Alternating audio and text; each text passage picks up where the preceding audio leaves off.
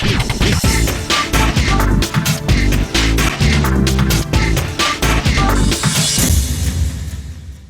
эфире программа «Открытый вопрос». Я ее ведущая Юлия Филь.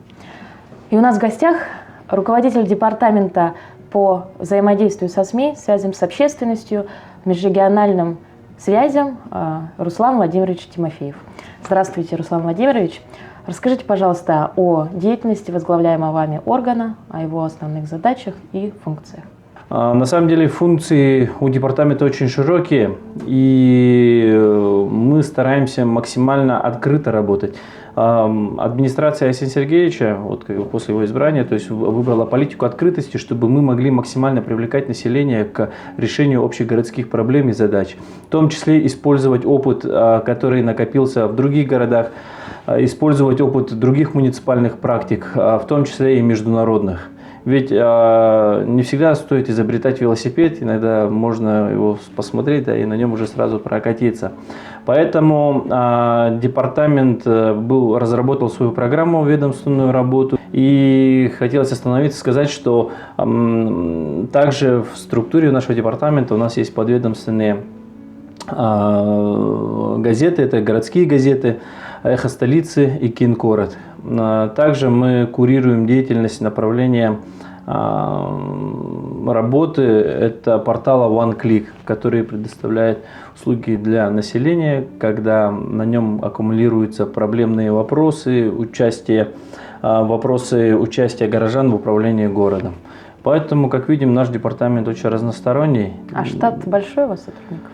Ну, чуть больше 10 человек. Не всегда означает, что много людей – это эффективно. Мы ценим каждого сотрудника, поэтому стараемся, чтобы каждый специалист был специалистом в своем направлении, но при этом еще имел навыками специалиста широкого профиля.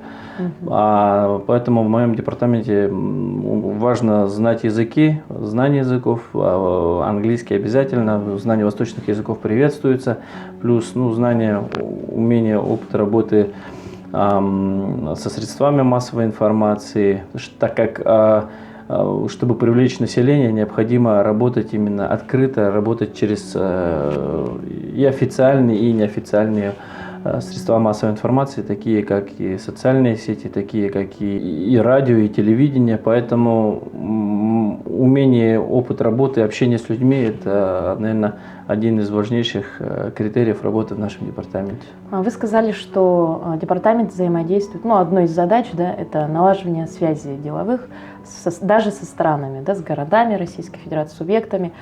Что было достигнуто в этом направлении? Может, какие-то соглашения подписаны? Под странами я подразумеваю непосредственно города, которые, то есть страна же, она состоит тоже из населения. Город Якутск имеет на данный момент действующих 8 договоров с городами-побратимами.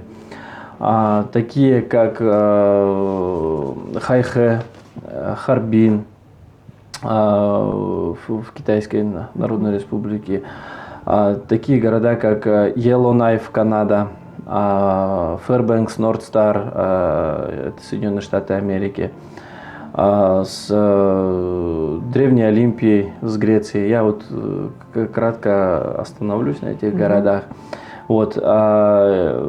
Также, например, город Мураяма в Японии. Города подбираются не просто так, они имеют какую-то либо общность, либо какие-то интересы экономические совместно. Вообще движение городов-побратимов, оно зародилось после Второй мировой войны, когда было принято решение о том, чтобы жители городов могли общаться, познавать культуру друг друга, налаживать экономические связи, тем самым предотвращая непонимание друг друга, а это один из факторов, который ведет в последующем к каким-то военным конфликтам, недоверие друг к другу. Поэтому это движение городов-побратимов существует на данный момент, оно на данный момент включает более 3000 городов во всем мире и празднуется каждое последнее воскресенье апреля. Департамент по связям с общественностью, взаимодействию со СМИ взаимодействует с какими-то общественными объединениями? Как мы видим из названия, да, то есть департамент во главу угла ставит связи с общественностью, работу с обществом, работу с населением, с нашими горожанами. она выражается в посредстве взаимодействия в основном через общественные объединения. Ведь общественные объединения как раз на то они и нужны, чтобы объединить горожан, объединить людей по каким-либо интересам, либо по какой-либо проблематике. То есть те люди, которые не ищут выгоду для себя, да, как, например, коммерческие предприятия, а которые ищут решение проблем. Вот. Это могут быть, например, национальные общины. У нас в городе их достаточно много. Это объединенные либо выходцы из какого-то определенного региона, либо из города. Они сами либо, к вам обращаются? Либо помогаем им с этим, да, то есть, чтобы они работали да, по закону. Вот. И они уже как бы после того, как зарегистрированы, попадают к нам в реестр, мы с ними работаем, налаживаем, уточняемся, оказываем содействие. Например, это могут быть землячества районные. Но кроме землячеств и общин, да, то есть у нас много, например, организаций либо спортивного характера, то есть объединены по любви, либо по хобби, вот, либо по возрастным каким-то направлениям, да, совет ветеранов, либо советы молодежи. Есть какие-то социально значимые организации, например, советы отцов, вот, либо по профессии, например, союз журналистов, либо союз архитекторов, например, сейчас очень активно у нас работает. Вот, одной из самых основных организаций, которая их всех объединяет, это является Общественная палата при главе города, вот, которая объединяет в себе представителей разных совершенно сфер, разных возрастов, разных взглядов на жизнь, но они все объединены одним любовью к своему городу, северному, суровому, да, то есть одному из самых сложными климатическими условиями, но с теплой, открытой душой и сердцем. Ну, это вот общественное объединение, да? А вот мнение конкретного гражданина, вот как учитывается? И вообще привлекаете ли вы добровольцев в решении проблем города? Вот, совершенно правильно поставленный вопрос, что силами администрации самой невозможно решить все проблемы, невозможно осуществить какие-то проекты, которые можно решить только лишь, например, за счет бюджета, либо сил, которые есть в администрации. Поэтому привлечение всех горожан, привлечение всех сфер горожан является для нас сейчас приоритетом. Так, например, у нас существует портал OneClick. OneClick, да, то есть одним движением мы можем либо сообщить о проблеме, либо поучаствовать. В ней расположено несколько сервисов. Например, это мониторинг проблем. То есть, если я вижу где-то несанкционированную свалку, либо какую-то проблему, неправильно паркуются автобусы, либо что-то, что можно было бы наладить, на ваш взгляд, об этом можно, не выходя из дома, да, либо с места работы, сообщить об этой проблеме через данный портал. Активно пользуются? Да, активно этой системой пользуются. Там, в принципе, за прошлый год статистика была, что там в месяц до 20 тысяч уникальных посетителей, да? Но это посетители, есть еще пользователи. Вот, я думаю, что со временем люди все больше и больше начинают этой системой пользоваться, так как в современном мире гаджеты все больше появляются. Конечно. Если 10 лет назад сложно было задуматься, что у всех в руках будет интернет на руках находиться, да, то сейчас это уже действительность. Одно из направлений у нас является добровольчество. Оно уже внутри себя располагает позитив, ведь это складывается слово «добрая воля». У нас огромное количество людей, что горожане сейчас сами всегда объединяются и готовы оказать кому-либо помощь, но всегда им требуется содействие, либо помочь привлечь каких-то людей. И иногда бывает так, что просто есть человек в какой-то компании друзей, но он в компании своей не находит понимания в том, что он готов что-то, там, какие-то проекты сделать. Зато он находит единомышленников посредством либо OneClick, либо центра добровольчества.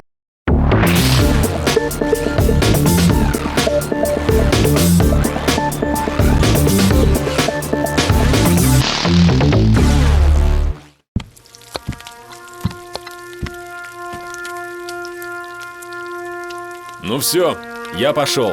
А завтракать? Ты там надолго? Когда вернешься?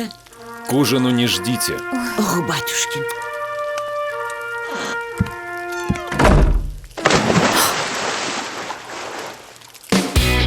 Ныряй в интернет. Месяц в подарок. ТТК. Чистый и глубокий интернет. А есть что-нибудь вкусненькое? Дальневосточный канал Прим-24 – это 9 часов вещания средства массовой информации «Точка взаимодействия». Канал Прим-24 – это программа «Городской округ». Рекомендуем. Наше мнение – ИФ-1. Канал Прим-24 – это музыка и развлекательные программы в режиме нон-стоп. Канал Прим-24 вещает не только в Якутске, но и в городах Владивосток, Артем, Уссурийск и Фокино. А это значит, что вашу рекламу увидят не только в республике, но и на Дальнем Востоке и городах Приморья.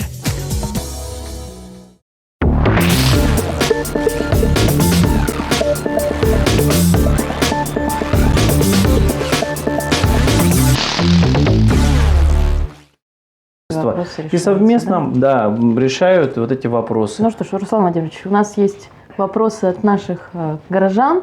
Как вы выделяете главное, на что надо обратить внимание в такой работе окружной администрации города Якутска? Каков принцип? Самый основной принцип, который сейчас пропагандирует Арсений Сергеевич, это принцип открытости. Люди, горожане должны понимать, как формируется бюджет, куда расходуются деньги, каким образом участвовать в принятии этих решений. Любое обращение, любое мнение горожанина, оно должно учитываться. Поэтому принцип открытости, принцип работы – это вот основное направление, которое мы пропагандируем. И я бы хотел, чтобы горожане чувствовали себя горожанами, хозяевами, чтобы они гордились своей столицей. Ну что ж, перейдем к следующему вопросу. Задает его Анжела Тверская. Вам не нужны сотрудники? Если да, то какие обязательные требования? Есть отдел внешних связей, где мне до сих пор требуется специалист. Мы подыскиваем девушку, обладающую навыками работы в государственной структуре, потому что нужно будет готовить распоряжения, акты, подписывать договора и опыт работы межрегиональной, знание языка. То есть здесь важно, вот у меня такая вакансия. Вот, и буквально месяц назад мы взяли специалиста в отдел по связям с общественностью. Там одним из критериев было это опыт работы в общественных объединениях, чтобы изнутри понимать, что такое общественная организация, чтобы знать их проблемы, знать их сильные и слабые стороны, чтобы максимально им содействовать. Это действительно, да, к вам можно обратиться и трудоустроиться даже. У нас в гостях был Руслан Тимофеев. Спасибо большое вам за беседу. Ну а мы увидимся в следующей передаче. С вами была Юлия Филь. До новых встреч.